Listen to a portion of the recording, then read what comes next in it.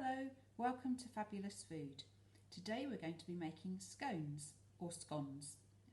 Up to you how you say it really.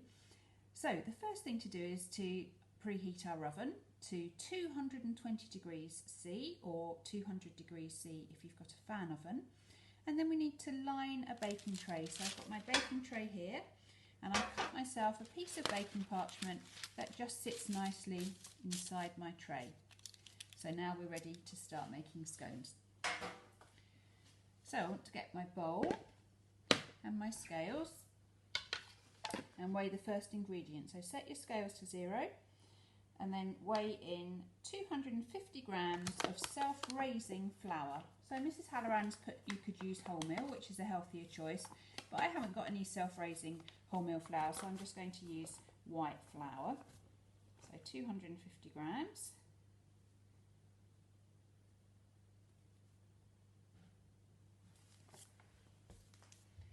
And then set your scales back to 0 and add your sugar. So 25 grams of sugar, so that's not very much. So just add it in gently, carefully. And you also want a pinch of salt. So I'm just going to give a little bit of salt there. So off the scales, and just mix those dry ingredients together like that, so the sugar and the salt are dispersed evenly through the flour. And then roll back on the scales, set it to 0, and we're going to add 40 grams of butter or margarine. 40 grams of margarine, not very much, that will surprise you how little there is in there. And now we've got to rub the butter and margarine into the flour, just like we did when we made a crumble. So I'm just going to use my knife to start with, just to cut the butter and just start working it into the flour, and that will stop my fingers getting too sticky. And now I'm going to put my fingers in and I'm going to rub the butter. Remember, we're rubbing with the pads of our fingers across like that, scooping up the flour and the butter at the same time and rubbing the flour and the butter together until we get a fine breadcrumb mixture. So just use the tips of your fingers. You shouldn't have any flour on the palms of your hand. The palms of your hand are much warmer than the tips of your fingers and they'll melt the butter. So we want to use our cooler fingertips. So when you think you're done, just give your bowl a gentle shake and see if you've got any big lumps of butter that come to the top of the bowl. And if you have, just continue to break them down with the flour until your mixture resembles fine breadcrumbs. And then rub it off your fingers, give your bowl another shake and wash your hands.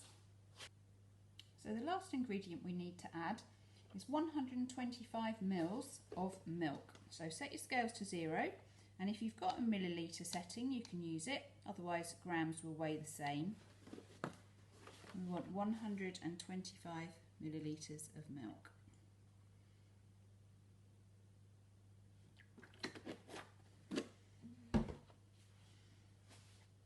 Move the scales out of the way.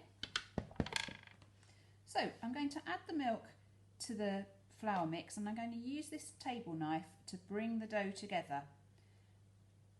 So I won't put all of my milk in, I've just left a tiny bit in the bottom that I can add if I need to. So I don't want to make the dough too wet. But a scone dough should be quite wet and that helps it to rise. So you don't want it to be really dry when you're making your scones. So I am going to need the rest of that milk. Dip it in.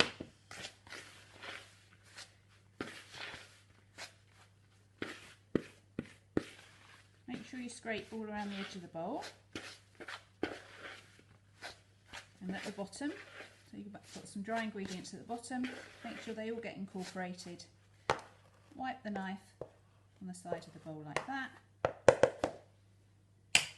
So my dough is coming together now. I'm going to use just one hand in the bowl to bring it together into one lump.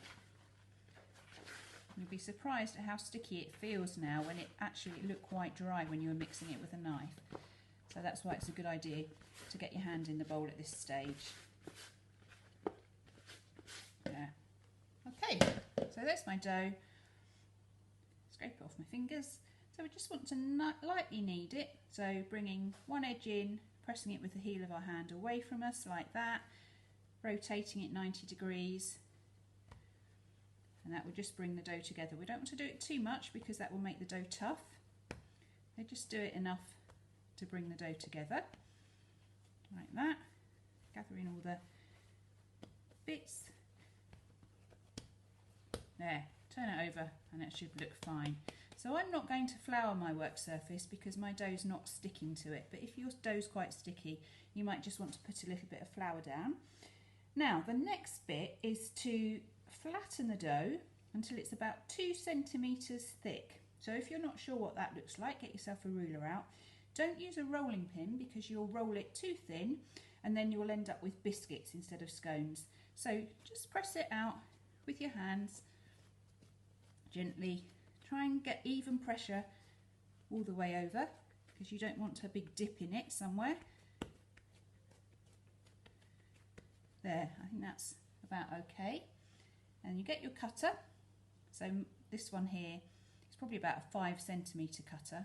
This recipe doesn't make very many scones, so if you've got lots of people coming to tea one day when we're not in lockdown, you'll be able to double up the recipe perhaps to make more. So I'm going to get 3 out of that first press, like that. So pull the extra bits away, gently lift your scones up like that. So I've got 3 there, and then put them on your baking tray, like that. And then get your dough, just gently squeeze it back into a ball, perhaps turn it over, flatten it out, so same thickness as before, and use your cutter. Now I'm only going to get 1 out that time. So same again, bring it round. You don't really want to work the dough too much and keep kneading it now because that will make it tough. 1 in the middle like that.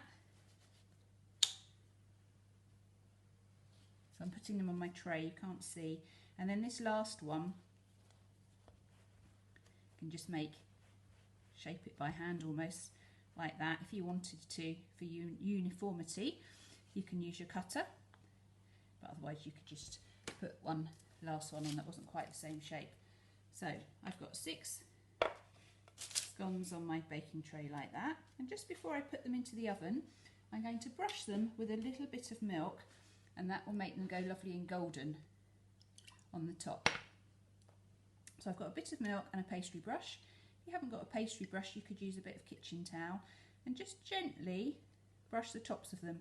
You don't want the milk to run down the sides of the scones because that will stop them rising in the oven.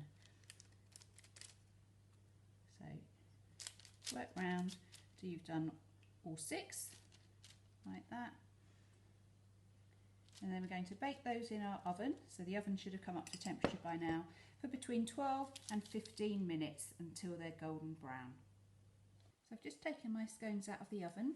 They had 12 minutes and they're a beautiful golden colour now. You can see this one at the back was my last one. That's a bit bigger, it had a bit more mixture in it, but they look delicious. They're well risen and I'm looking forward to having those for my tea. So I hope you guys get on okay making yours. Please send us some pictures on the Google Classroom. We look forward to seeing your scones or your scones, however you like to say it. Bye bye.